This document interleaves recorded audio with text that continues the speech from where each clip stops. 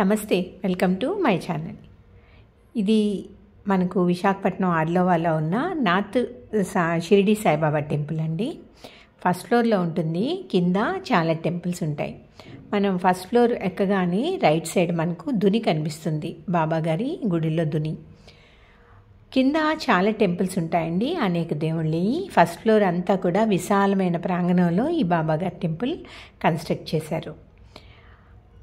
ఇక్కడ ఒక special construction మనం చూడొచ్చు. అదేంటంటే టెంపుల్లో మధ్యలో పార్టీషన్ చేసి గ్లాస్ డోర్స్తో ఒక షిరిడి గ్రామం అనే ఒక కాన్సెప్ట్తో కన్స్ట్రక్ట్ చేశారండి.